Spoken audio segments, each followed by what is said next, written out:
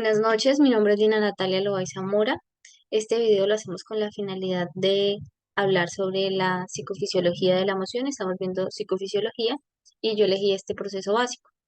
Em, la emoción es aparentemente algo muy simple y la gente lo ve como algo muy fácil de explicar, pero a la hora que se le pide a alguien dar como una definición exacta o los científicos también dar una sola definición y ponerse todos de acuerdo, le es muy difícil llegar a llegar a un consenso y a definirla como tal.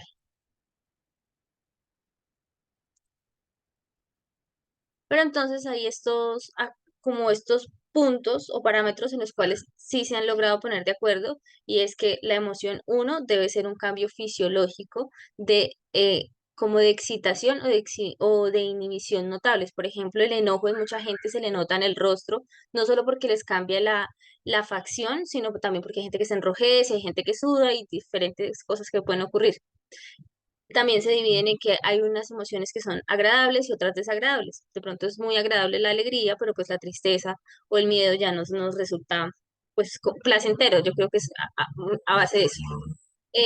Las conductas expresivas de la emoción, tanto en la cara como en el resto del cuerpo, la conciencia clara y la posibilidad para evaluar la experiencia.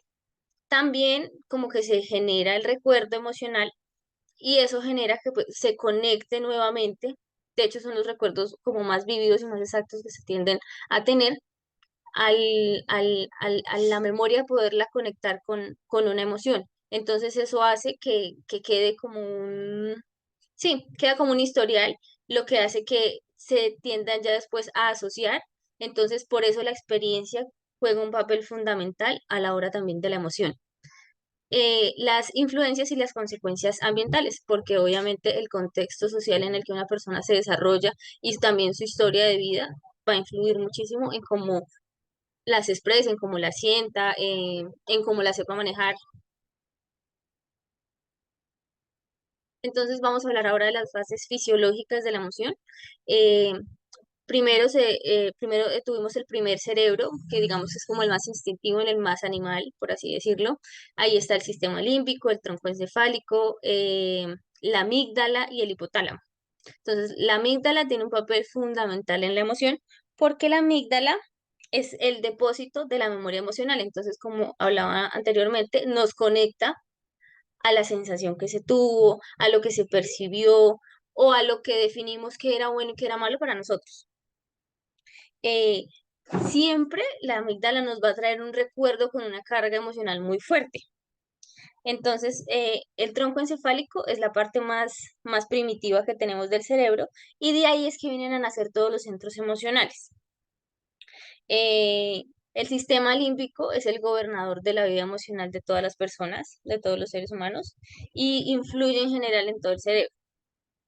Eh, bueno, el hipotálamo lo que hace es como que él se archiva el recuerdo tal cual como es, como neutro, por así decirlo, no le pone ninguna carga ni emoción ni positiva ni negativa, sino es el hecho concreto. Al nacer o al generarse el segundo cerebro, que es el neocórtex, la corteza frontal, los prefrontales.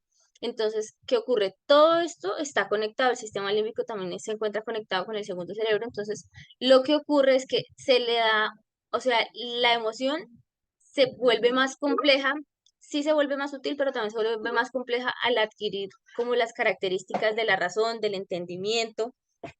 Entonces, se vuelve de carácter más racional, lo que le añade una complejidad aún más grande. Eh, bueno, no debemos olvidar que el sistema límbico es el que regula como las funciones viscerales y vasculares que se dan en la emoción, que son estas respuestas físicas que se tienen al sentir.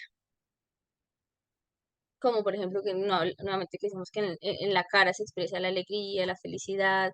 Hay gente que dice que cuando siente miedo siente un vacío en el abdomen, eh, las manos sudorosas, como esas ganas de gritar cuando a las personas también le da ira.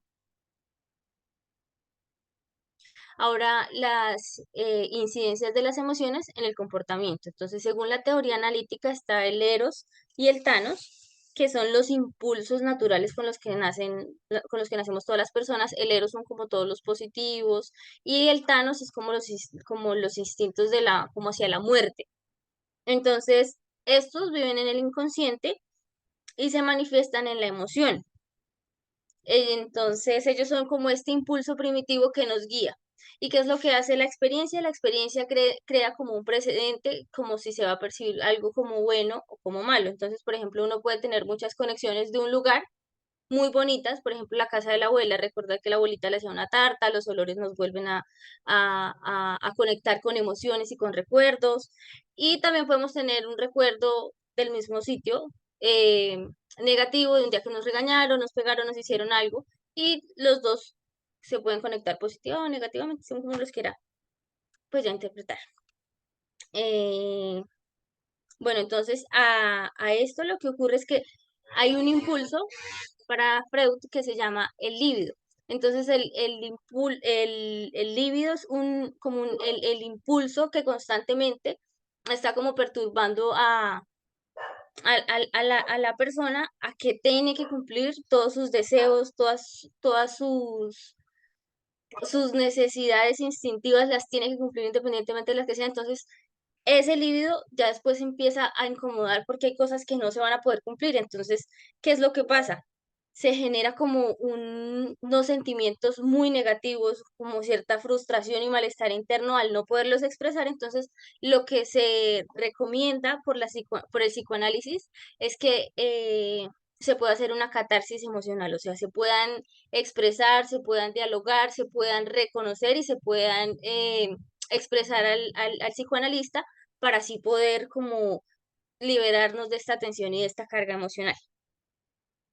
La teoría cognitiva considera que las emociones son interpretaciones conscientes de lo que le sucede al individuo, entonces se da una cognición respecto a la emoción, o sea, se racionaliza independientemente de que sea positivo o negativamente, pero se racionaliza. Entonces dice que ante una crisis emocional lo que se debe hacer es evaluar la experiencia y construir una nueva, como una nueva cognición o un nuevo entendimiento respecto a lo que nos ha sucedido. Entonces, eso es lo que recomiendan ellos con la terapia cognitiva, como hacer un reconocimiento y volver o sea, hacer una nueva comprensión respecto a lo que nos molesta.